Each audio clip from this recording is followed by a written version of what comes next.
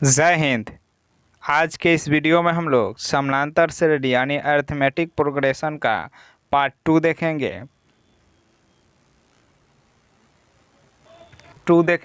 तो हम लोग समझेंगे और 10वीं के एनसीईआरटी जो बुक है उससे हम लोग कुछ प्रश्न लेकर हम उसका सॉल्व करेंगे यानी सॉल्यूशन करेंगे। और वैसे ही प्रश्नों को लेंगे जो एग्ज़ाम में बार बार पूछे जाते हैं। अगर आप हमारा पार्ट 1 नहीं देखे हैं समानांतर श्रेणी का तो आप पहले लिंक डिस्क्रिप्शन में दिया हुआ है, वहां से जा कर के आप उसको देखिए, फिर यहाँ पर आकर इसको देखिए, ज़्यादा समझ में आएगा।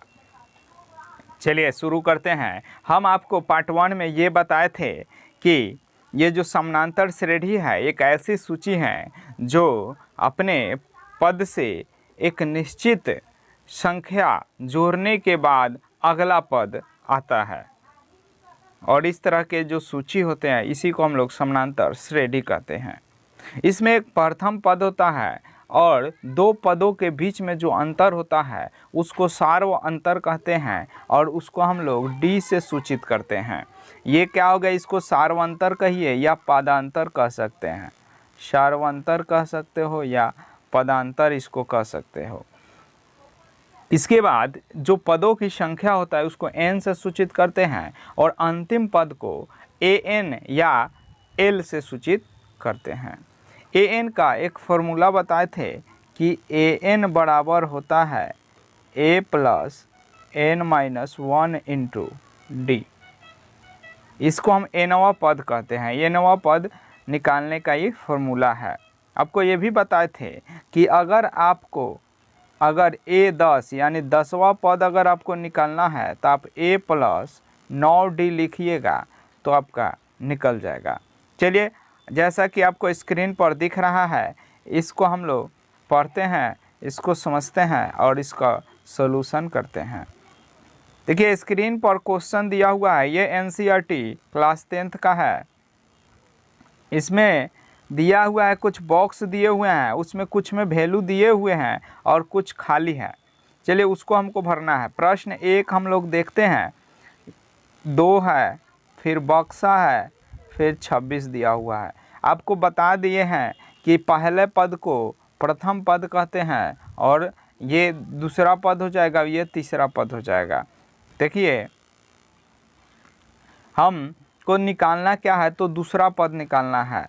तो सबसे पहले हमको ये जानना होगा कि d कितना है।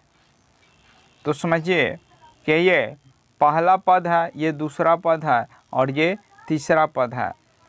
तो हमको पता है तीसरा पद क्या होता है। तो तीसरा पद आपको क्या होता है जी, तो a प्लस 2d होता है। यहाँ पर देखिए हमको तीसरा पद तो प्राप्त है 26, पहला पद भी प्राप्त है कितना 2, और हमको d नहीं पता है तो गुने d का d लिख दीजिए। यहाँ से एक समीकरण बन गया, और ये 2 पहले प्लस में है, पहले हम जोड़ को हटाते हैं फिर वहाँ पर जो साथ में रहता है उसको हटाते हैं। जैसे कि तो यहाँ पर 26 माइनस 2 बराबर यहाँ पर 2d हो गया। यहाँ से हम लोग ये समझते हैं कि 26 में से 2 गया तो 24 होगा, और यहाँ 2d बराबर का निकल गया तो 24। यहाँ से समझते हैं अब d का वैल्यू निकल जाएगा। d का वैल्यू कितना निकल गया, काट दीजिएगा तो आ जाएगा 12। आई होप कि आपको ये समझ में आ रहा होगा। अब जैसे ही हमको d का वैल्यू निकल गया तो हम दूसरा पद निकाल सकते हैं आसानी से। दूसरा पद बराबर का आप बताए हैं कि a प्लस डी। a का वैल्यू 2 है और d का वैल्यू 12 है, यानी हमारा दूसरा पद जो निकल गया 14 हो गया। आई होप कि आपको ये समझ में आ गया होगा। अब हम इस बॉक्स में आराम से भर सकते हैं, इस बॉक्स में हम लोग आराम से भर सकते हैं क्या कि ये 14 हो गया। आई होप कि आपको ये समझ में आ गया होगा। इसी तरह से आप इसमें कोई भी प्रश्न आसानी से बना सकते हो। बॉक्स सामने दिया हुआ है, सब लिखा हुआ है और आपको इसमें भरना है। चलिए एक प्रश्न और देखते हैं। इसकी मदद से आप दूसरा, तीसरा, चौथा बना सकते हैं। चलिए पांचवा एक बार देखते हैं एक प्रश्न।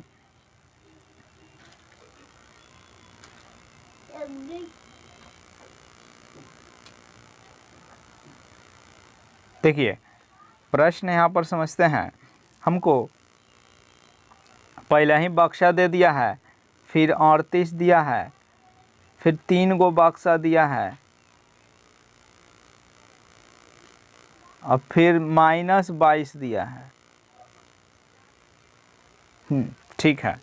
अब देखिए यहाँ पर प्रथम बक्सा खाली है, लेकिन दूसरा बक्सा हमको पता है, दूसरा बक्सा पता है, पहला, दूसरा, तीसरा, चौथा, पांचवा और छठा पता है, दूसरा और छठा पता है। चलिए हम दूसरे के लिए क्या लिखते हैं, लिखेंगे 38, इसको हम लिखेंगे a + d बराबर 38। इसको आप मान लीजिएगा इक्वेशन फर्स्ट। फिर हम उसको लिखेंगे 1 2 3 4 5 6, यानी कि छठा है, छठा का दिया है -22। यहाँ से हम लोग लिख सकते हैं a + 5d बराबर -22। इसको हम लोग लिखेंगे समीकरण, इसको 2 मान लिया जाए। और यहाँ से हम लोग क्या करेंगे जी, तो समीकरण 1 में से 2 को घटा दिया जाए। लिखेंगे कि चूंकि समीकरण 1 - 2, चलिए घटाइए, तो m + d बराबर 38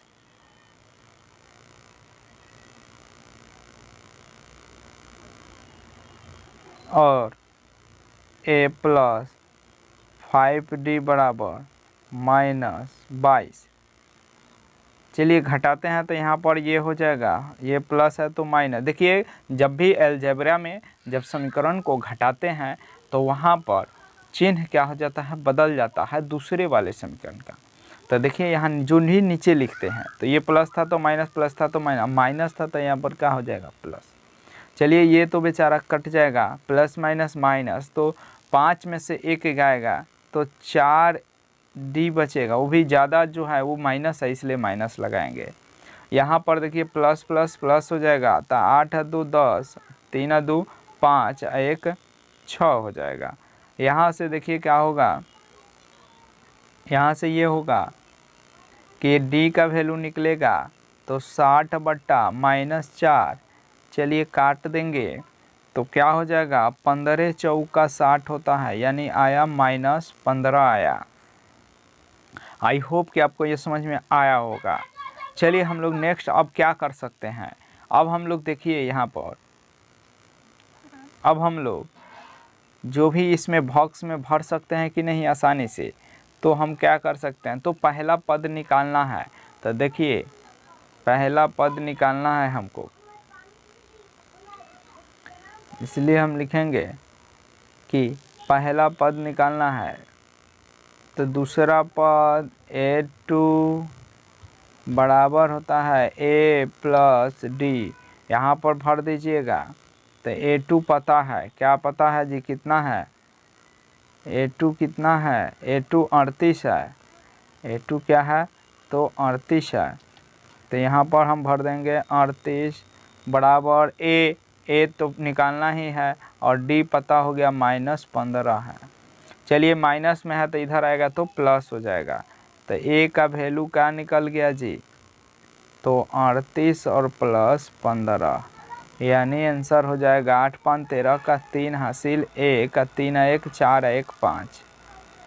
यानी आई होप कि आपको ये समझ में आ गया। तो निकालना है 14, इसमें तो क्या हो गया जी, तो ये कितना आया था,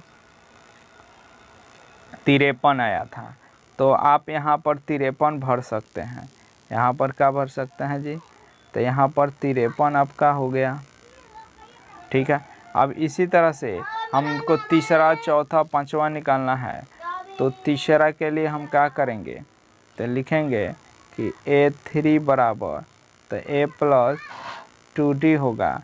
तो a का वैल्यू तो आ गया 53, ठीक है, प्लस 2 × d का वैल्यू पता है -15, और यहाँ पर देखिए ये 53 हो गया, 15 दूना 30 होता है। चूँकि ये माइनस है, चूँकि ये माइनस हो जाएगा 30, अब घटा देंगे तो 23 निकल जाएगा। आई होप कि आपको समझ में आ गया होगा। इसी तरह से चौथा अगर निकालना हो तो a प्लस 3d लगाएंगे और यहाँ से देखिए a का वैल्यू 38 है, सॉरी a का वैल्यू 53 है, तो ये 53 प्लस 3 गुने -15। देखिए 15 तिया कितना हो जाएगा 45, अब प्लस माइनस माइनस। अब देखिए घटा दीजिएगा, 13 में से 5 गया 8 हो जाएगा, यहाँ पर बचा 4, 4 में से 4 गया, ख़त्म।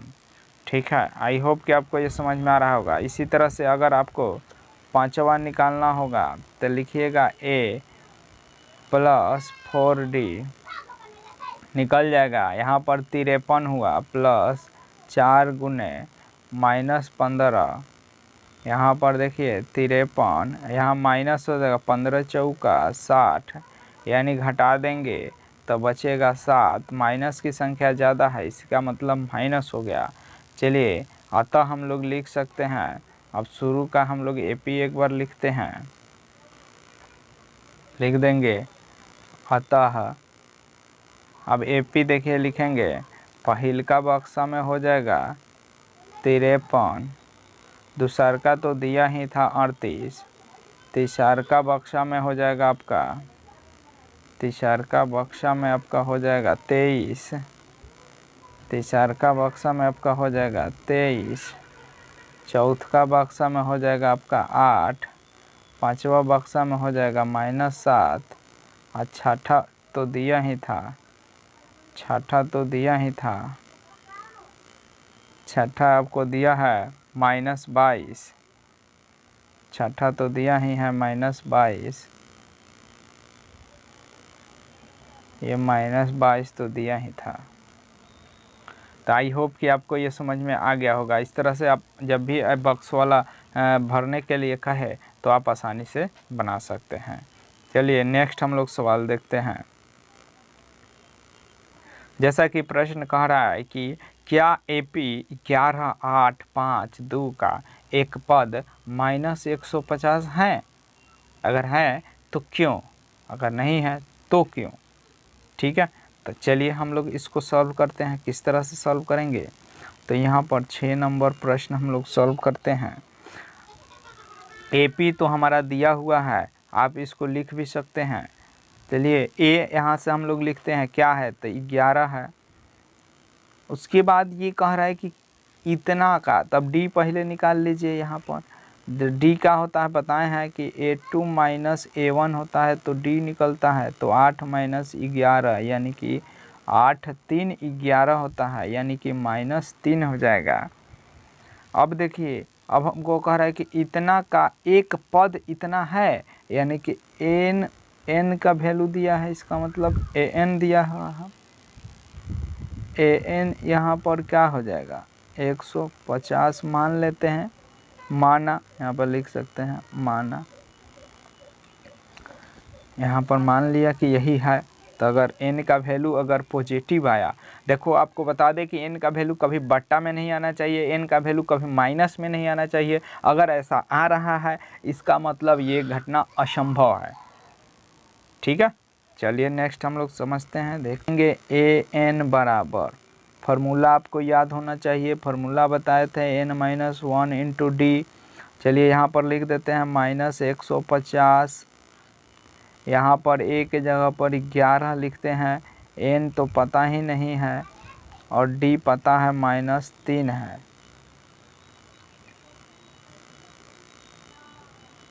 देखते हैं कि -150 है, तो ये प्लस में है 11, तो इस साइड आएगा तो माइनस में हो जाएगा। और ये देखिए n - 1 इंटू में -3 है। चलिए यहाँ पर अगर हम घटा जोड़ते हैं, माइनस माइनस जुड़ जाएगा, तो ये जुड़ेगा तो हो जाएगा 161, माइनस में ही होगा। और ये देखो -3 इधर गुना में है, इधर आएगा तो भाग में हो जाएगा, तो इधर बचेगा n - 1। अब ये देखिए 3 से कटने वाला है, तो 3 से देखिए नहीं कटेगा, कभी नहीं कटेगा, ये 3 से कटेगा ही नहीं। चलिए हम आगे ले चलते हैं इसको। माइनस से माइनस ये कट जाएगा, तो n बराबर देखिए 1 माइनस में इधर आएगा तो प्लस में, तो 161/3 और +1। चलिए आगे बढ़ाते हैं इसी को। तो यहाँ से हमारा निकलेगा, एलसीएम ले लीजिएगा तो 3 ये 161 + 3, यानी n का वैल्यू जो आया वो क्या आया जी, तो 164/3। लेकिन अभी आपको बताए थे कि n का वैल्यू ना तो बट्टा में आना चाहिए और ना ही माइनस में आना चाहिए। इसका मतलब ई बेचारा क्या हो गया जी, तो असंभव हो गया, असंभव। अब ये असंभव क्यों हुआ जी, क्योंकि हम लोग गलत मान लिए थे, इसीलिए असंभव हो गया। तो अतः हम लोग क्या लिख सकते हैं जी, लिखेंगे कि अतः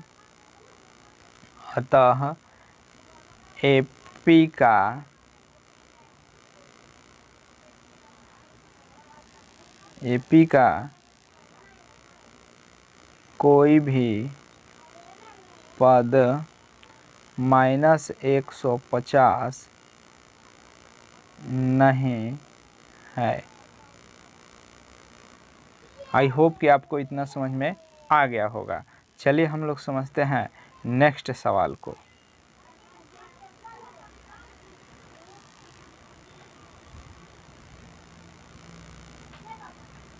नेक्स्ट सवाल पे हम लोग जाते हैं। नेक्स्ट सवाल आपका कह रहा है कि उस एपी का 31वां पद ज्ञात कीजिए जिसका 11वां पद 38 है और 16वां पद 73 है। चलिए, तो हमको देखिए, जब भी ऐसा प्रश्न दे तो आप समीकरण 1 और समीकरण 2 की सहायता से ए और डी निकाल लीजिएगा। उसके बाद जितना पद कहेगा उतना आप ज्ञात कर सकते हैं आसानी से। चलिए हम लोग देखते हैं इसको। चलिए, यहाँ पर चूँकि ये जो प्रश्न था 7 नंबर, इसको हम लोग देखते हैं। ये कह रहा है कि 11वां पद, यानी A11 दिया हुआ है, कितना 38 दिया हुआ है, A11 38 दिया हुआ है। टी बराबर 38 लिख सकते हो, इसको आप लिख लीजिएगा समीकरण 1।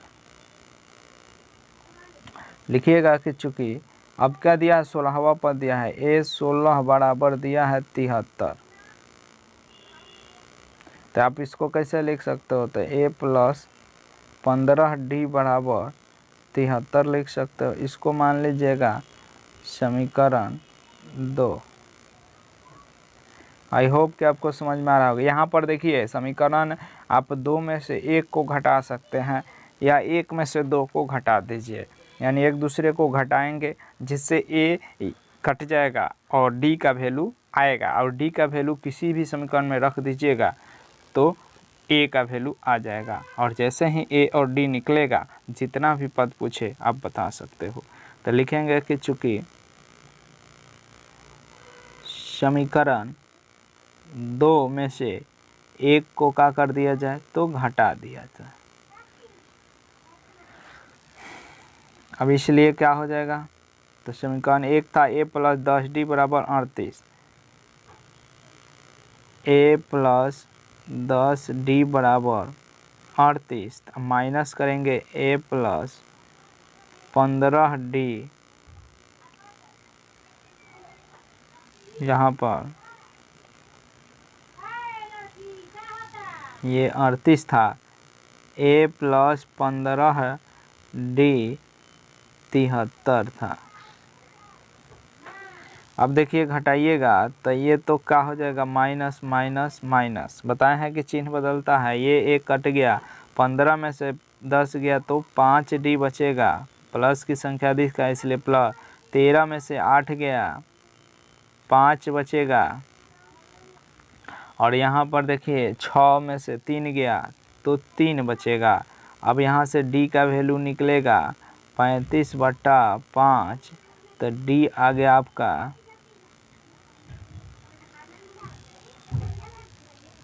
आपका D का वैल्यू आ गया 7। चलिए यहाँ से समझते हैं, D का जैसे ही वैल्यू हमारा 7 आ गया, अब लिखेंगे कि चूँकि D का मान समीकरण किसी भी समीकरण में आप रख सकते हो, एक में रखने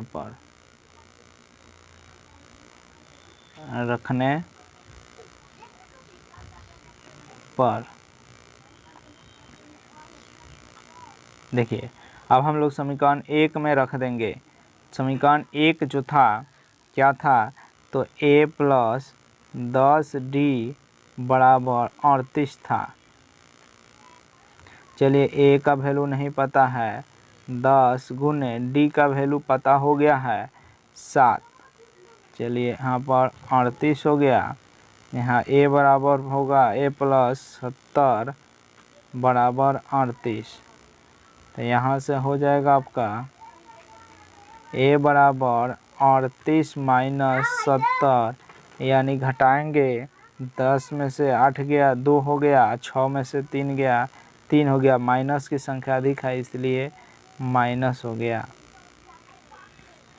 चलिए जैसे ही हमको ये मिल गया, तो अब हम क्या करेंगे, तो हम यहाँ पर लिख देंगे। लास्ट में पूछ रहा है आपसे, लिखेंगे इसलिए a 31वां पद पूछ रहा, तो हम जानते हैं कि a प्लस का लिखेंगे जी, तो 30d लिखेंगे। a का वैल्यू कितना है, -32 है, प्लस 30 गुने d का वैल्यू आया है 7। चलिए घटा देते हैं, प्लस 7 के 21, यानी कि इतना हुआ। अब हम लोग इसमें से घटाएंगे तो 0 में से 8 गया, 0 में से 10 में से 8 गया तो 2 गया, तो 8 हो जाएगा। 8 हो जाएगा। यहाँ पर देखिए 1 था तो यहाँ पर दे दिया है, तो 0 1 में से आपका 3 गया, 10 210 है, ठीक है। तो यहाँ पर 10 में से 2 गया, 8 हुआ। फिर यहाँ पर 10 में से 3 गया, यहाँ पर 7 हुआ, और यहाँ पर बच गया है 1, और प्लस की संख्या अधिक है इसलिए ये प्लस ही रहेगा।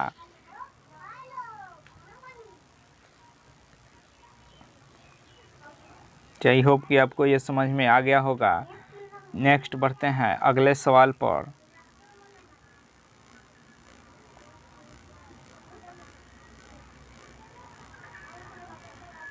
आपका अगला सवाल है, कह रहा है कि एक एपी में 50 पद हैं, जिसका तीसरा पद 12 है और अंतिम पद 106 है। इसका 29वां पद ज्ञात करें।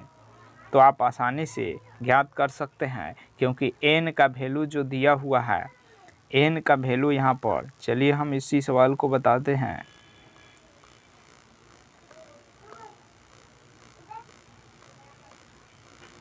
स्ट्रक्चर बना दे रहे हैं और आगे आप बना लीजिएगा। चलिए यहाँ पर देखते हैं कि यहाँ पर n का वैल्यू दिया है कितना, 50। कह रहा है कि 50 पद हैं, ठीक है। तीसरा पद दिया है 12, अंतिम पद यानी an दिया है 106, तो 29वां पद। तो यहाँ आप क्या कीजिएगा, लिखिएगा ये, और निकालना क्या, 29वां पद निकालना है। तो an बराबर का जानते हैं फॉर्मूला, तो a plus n minus 1 into D, ये जानते हैं।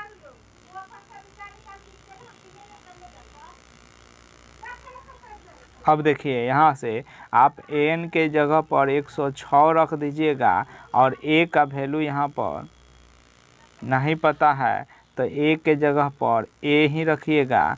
n तो पता है, तो n के जगह पर 50 रख दीजिएगा, अब -1, d नहीं पता है, तो यहाँ पर d लिख दीजिएगा। चलिए यहाँ से आपको एक मिलेगा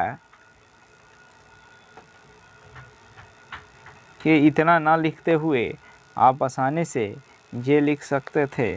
चलिए यहीं से शुरू करते हैं। ये हो जाएगा आपका 106 बराबर यहाँ पर हो जाएगा 49D। आप पहले ही लिख सकते थे कि A 50 बराबर 49D, A प्लस 49D, और उसका वैल्यू तो दिया ही था। चलिए कोई दिक्कत नहीं है, यहाँ से भी आपका वही निकला और यहाँ से लिख देंगे, इसलिए A प्लस 49D बराबर 106। इस समीकरण आप मान लीजिएगा 1। अब लिखिएगा कि चूँकि A3 बराबर 12 दिया है, यहाँ से आपका एक फॉर्मूला निकलेगा A प्लस 2D बराबर 12। ये समीकरण आपका क्या हो जाएगा 2। आप लिखिएगा समीकरण 1 में से 2 को घटाने पर लिखिएगा कि चूँकि समीकरण 1 माइनस 2 लिखिएगा A प्लस 49D बराबर 106, A प्लस 2D बराबर 12। आप यहाँ से बना सकते हैं, ये माइनस माइनस माइनस, ये ए कट जाएगा। 49D में से 2D घटा दीजिएगा तो 47D बचेगा। यहाँ पर 106 में से 12 घटाइएगा, 6 में से 2 गया तो 4 बचेगा, और 10 में से 1 गया तो 9 बचेगा। आई होप कि आपको ये समझ में आ रहा होगा। नेक्स्ट हम लोग आगे यहीं पे चलते हैं। ये देखिए D बराबर क्या हो जाएगा, तो 94 बट्टा ये 47, और देखिए 2 बार में चला जाएगा, ये 2 बार में कट जाएगा, यानी D का वैल्यू जो आया आपका क्या आया जी, 2 आ गया। अब प्रश्न पूछ क्या रहा था, आप आसानी से बना सकते हैं 29वां पद। देखिए 29वां पद यानी कि A 29 बराबर A प्लस का होगा तो एगो कम, यानी 28D हो जाएगा। अब A का वैल्यू पता करना पड़ेगा। अभी देखो A का वैल्यू नहीं पता हुआ है, तो हम क्या करेंगे, यहाँ से देखिए लिख लेंगे पहले कि चूँकि अब D का वैल्यू किसी भी D का मान जो आया है वो किसी समीकरण में रख दीजिए। तो मान लीजिए कि हम A प्लस 2D बराबर 12 दिया हुआ है, यहाँ पर हम D का वैल्यू रख देंगे अगर, तो हमारा A का वैल्यू आ जाएगा। चलिए A बराबर क्या हो जाएगा 12, आई प्लस में 4 है उधर जाएगा तो माइनस में 4, यानी A का वैल्यू जो आया क्या आया 8 आ गया। ठीक है, अब यही हम A का वैल्यू क्या करेंगे यहाँ पर भर देंगे तो हमारा वैल्यू आ जाएगा। चलिए A के जगह पर 8 लिख देते हैं, और ये 28 गुने 2 आया था। चलिए 8 हो गया, 28 दूना के 56 होता है। तो अब जोड़ देंगे तो 8 6 14 के 4 हासिल 1, 5 1 6, यानी कि हमारा आ गया आंसर 29वां पद 64। आई होप कि आपको इतना समझ में आ गया होगा। चलिए नेक्स्ट हम लोग समझते हैं। यहाँ पर कह रहा है कि किसी AP का 17वां पद उसके 10वें पद से 7 अधिक है। देखिए जैसा कहेगा वैसे ही आपको करना है। यहाँ पर लिखेंगे क्या, तो 10 नंबर प्रश्न जो है कह रहा है AP का 17वां पद, तो 17वां पद के लिए 17वां पद ऐसे लिखिएगा। 10वें पद से, तो चलिए 10वां पद लिख देंगे, से 7 अधिक है तो 7 अधिक है तो 7 लिख दीजिए। चलिए इसी को हम सॉल्व करेंगे। A 17वां पद के लिए क्या लिख देंगे, A प्लस 16D। 10वां पद के लिए क्या लिखेंगे, A प्लस 9D प्लस 7। चलिए आगे बढ़ेंगे।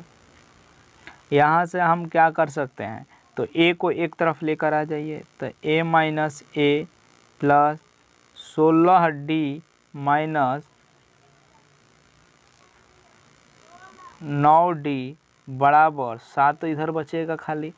चलिए A तो A ख़त्म हो गया, 16D में से 9 गो D जाएगा तो 7 हो जाएगा। 7 गो D बराबर 7, तो D का वैल्यू का आ गया 7/7, यानी कि 1 आ गया। क्या आ गया, तो 1 आ गया। अब पूछ क्या रहा था, अब पूछ रहा था कि डी बते सार्वंतर बते, तो चलिए हमारा तो आंसर वे आ गया एक, यही हो गया, डी का मतलब वही सार्वंतर होता है। तो आई होप कि आपको ये समझ में आ गया। चलिए नेक्स्ट हम लोग सवाल देखते हैं।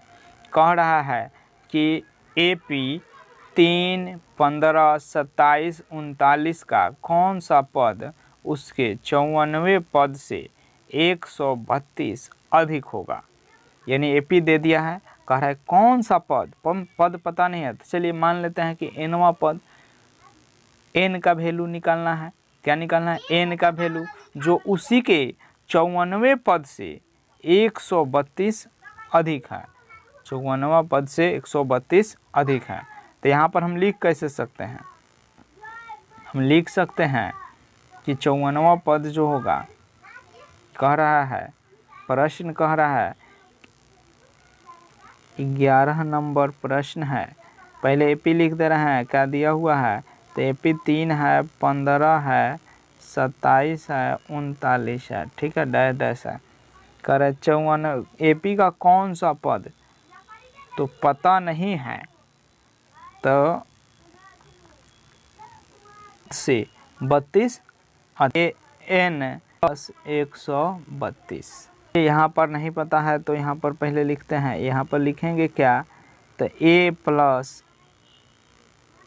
n - 1 × D बराबर 54वां पद के लिए हम लोग क्या लिख सकते हैं, तो A + 53D + 132। यहाँ पर देखिए हम लोग क्या कर सकते हैं, ए दोनों इधर प्लस में है तो कट जाएगा, क्योंकि इधर आएगा तो भी कटेगा। चलिए अभी n यहाँ पर नहीं पता है, n - 1 × D का वैल्यू देखिए यहाँ से हम लोग को पता है, तो D का वैल्यू देखो 3 है, 15 है, तो कितने का अंतर है, तो 12 का अंतर है, फिर इसमें भी 12 का अंतर है, तो यानी हमारा D का वैल्यू का निकला है, तो 12 है। D का वैल्यू क्या है, 12 है। इधर देखिए 53 गुने 12 कर देंगे 132। यहाँ पर देखिए n - 1 इधर गुना में है, उधर जाएगा तो भाग में हो जाएगा। पहले गुना कर देते हैं, 12 में 53 में 12 36 के 6 हासिल 3, 12 × 5 = 60, 3 63, 63 लिख दिए। अब देखिए प्लस 132, अब पूरे के बट्टा में क्या हो जाएगा, 12। चलिए थोड़ा सा आगे बढ़ते हैं, n - 1 बराबर हो जाएगा 6 × 2 = 8, 3 3 6, 6 1 7 बट्टा 12। देखिए ये 12 से कटने वाला है, देखिए 12 का 12 पर 6 72, बच गया 4, बर 4 48। अब यहाँ पर देखिए n बराबर ये -1 है, इधर आएगा तो +1 हो जाएगा, यानी कि आंसर जो आया 65 आया।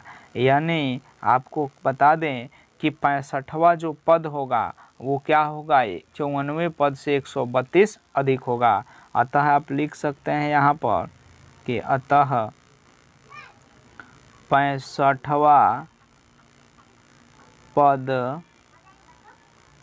54वें से 132 अधिक होगा।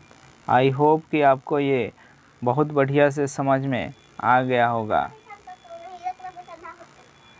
चलिए नेक्स्ट हम लोग समझते हैं।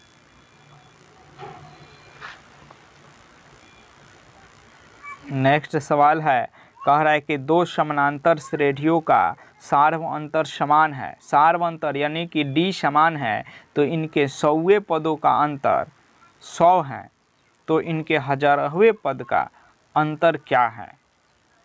तो देखिए ऐसे ही आप सिंपल समझ जाइए कि सार्वअंतर जब समान है, कहीं भी समान है, तो उसके कितने भी पदों का अंतर जो होगा उतना ही होगा जितना का पद पहले अंतर है। तो 100वां पद का अंतर 100 है, तो 1000वां पद का भी अंतर 100 है। लेकिन चलिए इसको बनाकर समझते हैं।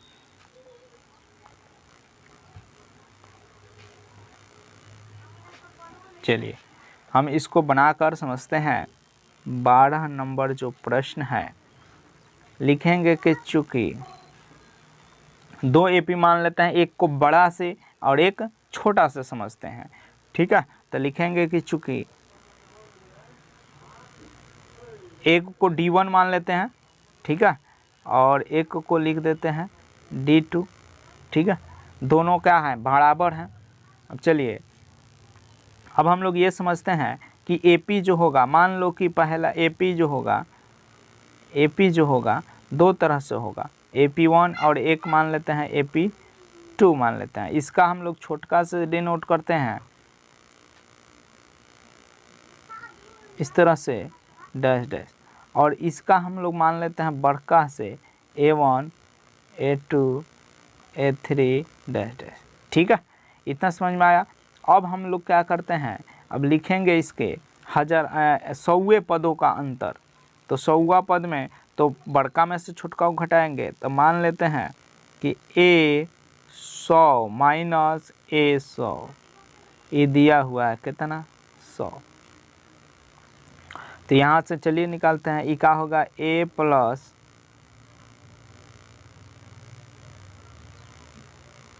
निन्यानवे D माइनस हो गया।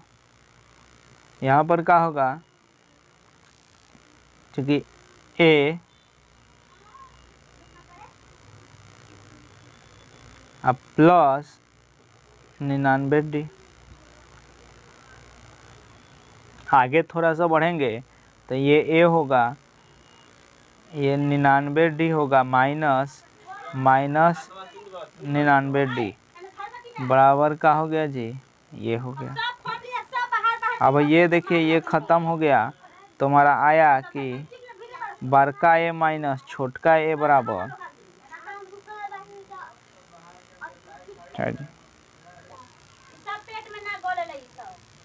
ठीक है। आई होप कि आपको ये समझ में आ रहा होगा। अब देखिए यहाँ पर कह रहा है तो इनके 1000वें पदों का अंतर क्या होगा। तो चलिए हम 1000वें पद का अंतर देखते हैं। 100वां पद समझ में आ गया, तब 1000वां पद यहाँ से लिखेंगे। इसको समीकरण 1 भी मान सकते हो, इस समीकरण का हो गया तो 1 रख लेते हैं। चलिए नेक्स्ट समझते हैं, लिखेंगे कि अब 1000वें पद यानी कि बड़का 1000 माइनस छोटका 1000, ठीक है।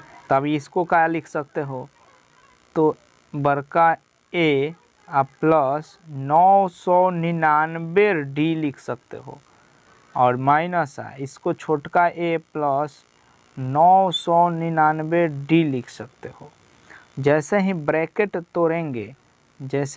तोड़ेंगे तो ये प्लस और ये 999D minus A minus 999D आ जाएगा। 999D कट जाएगा तो बचेगा क्या, तो बड़का A माइनस छोटका A, और हम इसका वैल्यू जानते हैं समीकरण 1 से कि कितना वैल्यू है जी, तो 100 वैल्यू है इसका। तो यहाँ पर क्या लिख देंगे, चूँकि समीकरण कहाँ से, तो 1 से। चलिए आई होप कि आपको ये समझ में आ गया होगा, ये सवाल आसानी से सॉल्व हो गया। चलिए देखते हैं, जब भी आप सवाल बनाइए, जब भी वीडियो देखिए, उस समय आपके पास कलम और कॉपी होना बहुत ज़रूरी है। अगर नहीं है, कहीं दूसरे जगह है, तो वहाँ पर आप क्या कर सकते हैं, इसको पीछे कर के आप देख सकते हैं। चलिए एक बार दिखा दे रहे हैं आपको। आई होप कि आपको ये समझ में आ गया होगा। चलिए नेक्स्ट हम लोग सवाल समझते हैं। देखिए इस तरह के सवाल पूछते हैं कि 3 अंकों वाली कितनी ऐसी संख्या है जो 7 से विभाज्य है। तो आप कैसे बनाइएगा इस तरह के प्रश्न। तो 3 अंकों की, अच्छा तब बताइए 3 अंकों की सबसे छोटी संख्या पता होना चाहिए, 3 अंकों की सबसे बड़ी संख्या पता होना चाहिए, ठीक है। तो सबसे छोटी संख्या के लिए आप अगर जानते हैं तो गुड, नहीं जानते तो वेरी गुड, हम बता दे रहे हैं आपको। अगर 3 अंकों की सबसे छोटी संख्या निकालना हो तो 1 लिख करके 2 गो 0 लिखिएगा। जितना छोटी संख्या निकालना 1 लिखिए, उससे कम 0 लगा दीजिए। जितने अंकों बड़ी संख्या लिखना है तो उतना 9 लिख दीजिएगा। ठीक है, अब यहाँ पर इसका यूज़ कहाँ होगा ये समझते हैं। 13 नंबर जो प्रश्न है आपको ये बता दें कि जो छोटा है 7 से विभाज्य, यानी कि 7 से इसमें भाग लगना चाहिए, तो हम 7 से यहाँ पर भाग लगा देंगे। यहाँ पर आप लिख लीजिएगा, पहले क्या लिखिएगा जी, तो लिखिएगा कि चूँकि 3 अंकों की सबसे छोटी संख्या, 3 अंकों की क्या लिख दीजिएगा, 3 अंकों की सबसे छोटी संख्या बराबर का हो जाएगा जी, तो 100 हो जाएगा। फिर लिखिएगा कि 3 अंकों की सबसे बड़ी संख्या, सबसे बड़ी संख्या क्या हो जाएगा, 999 हो जाएगा। आई होप कि आपको ये समझ में आ रहा है। अब क्या कीजिएगा, लिखिएगा कि चूँकि 7 से विभाज्य होना चाहिए है, इसलिए डी क्या हो जाएगा, 7 हो जाएगा।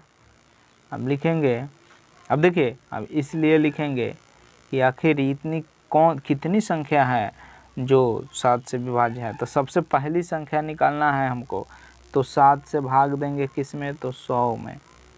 और फिर अंतिम संख्या जब निकालना है तो फिर 7 से भाग देंगे किस में, 999 में। 7 से भाग दीजिएगा तो 7 एकम 7 आएगा, 3 0 7 चौक 28 2 आ गया। यहाँ पर देखिए 7 से भाग दिया, 7 एकम 7 बच गया 2 9 उतरा, 7 चौक 28 आ गया, 1 उतरा, फिर 9 आ गया, 7 दूना के 14 5 आ गया। देखिए अब करना ये है कि ये 2 है। अब देखिए सबसे छोटी संख्या निकालना है, यानी कि 100 से ज़्यादा होना चाहिए। अब सबसे बड़ी संख्या जो होगा, यानी अंतिम जो संख्या होगा 999 से क्या होगा, छोटा होगा, तो ये बड़ा लिखना है। सबसे लिखेंगे a बराबर, तो 100 में से पहले तो 2 घटाएंगे तो 7 से भाग लगेगा, लेकिन जैसे ही 2 घटाएंगे तो क्या होगा, 2 अंक में आ जाएगा, लेकिन हमको चाहिए 3 अंक में, इसलिए 7 जोड़ देंगे, यानी क्या हो जाएगा, तो 198 और 5 हो जाएगा 105। देखिए, और अंतिम पद यानी कि an जब निकालना होगा तो 999 में से जो शेष बच रहा है वो घटा देंगे तो 7 से भाग लग जाएगा, और जैसे ही 7 से भाग लगेगा तो ये क्या हो जाएगा, तो ये 3 अंक में ही होगा, इसलिए सही हो जाएगा, यानी क्या होगा, 994 हो जाएगा, 994 हो जाएगा। आई होप कि आपको ये बातें समझ में आ रहा होगा। अब चलिए, अब हम इसको करेंगे क्या, तो नेक्स्ट अब हमको क्या क्या मिल गया, तो चूँकि a मिल गया 105, d मिल गया 7 और an मिल गया 994। अब n तो निकालना है, हमको क्या निकालना है, n ही तो निकालना है। कह रहा है कि कितने हैं, तो कितने हैं यानी n है, n निकालना है। तो अब हम लिखेंगे, इसलिए an बराबर a plus n-1 into D. चलिए an कितना है, 994 है, a पता है 105 है, n पता है, n कितना है, तो n नहीं पता है, यह तो निकालना है, और d पता है 7 है। चलिए इसको इधर ले आएंगे तो 994 माइनस 105 बराबर n-1 इंटू डी यानी 7। घटा देंगे तो 14 में से 5 गया तो 9 हो गया, 8 तो 8, 9 में से 1 गया तो 8। ये 7 गुना में है, इधर आएगा तो बट्टा में हो जाएगा, तो n-1 इधर होगा। अब ये देखिए घट काटेगा तो काट देंगे, तो 7 एकम 7, अब बच गया 1, 18, 7 दूना 14, बच गया 4, 7 सत्ते 49, 1, 7 दूना 14, बच गया 4, 7 सत्ते 49, यानी कि n-1 बराबर आ गया 127। तो n बराबर क्या हो जाएगा 127 प्लस 1 यानी कि 128। समझ में आ गया होगा, यानी 128 को ऐसी संख्या है जो 7 से विभाजित हो जाएगा। चलिए इस तरह के प्रश्न आप आसानी से अब बना सकते हैं, आप नोट कर लीजिएगा इसको। देखिए अगला प्रश्न कह रहा है कि 10 और 250 के बीच कि कितने गुणज हैं। कितने गुणज है का मतलब n वही निकालना है, कितनी संख्या है जो 4 से भाग लग जाएंगे, 4 के गुणज के मतलब वही हुआ। तो यहाँ पर देखिए पहला संख्या दिया है 10 और अंतिम संख्या कह रहा है 250, इसके बीच में लेकिन 4 से भाग लगना चाहिए। तो आपको बता दें कि जो हम लोग बनाएंगे किस तरह से बनाएंगे।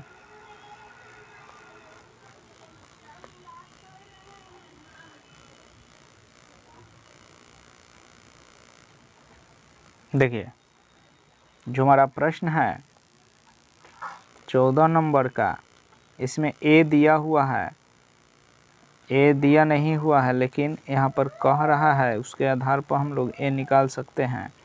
अब जैसे मान लीजिए कि d दिया है कि 4 ही होना चाहिए, इसी के गुणज होना चाहिए, तो पहली संख्या क्या हो जाएगा, तो 4 से भाग देंगे और अंतिम संख्या के लिए भी 4 से भाग देंगे।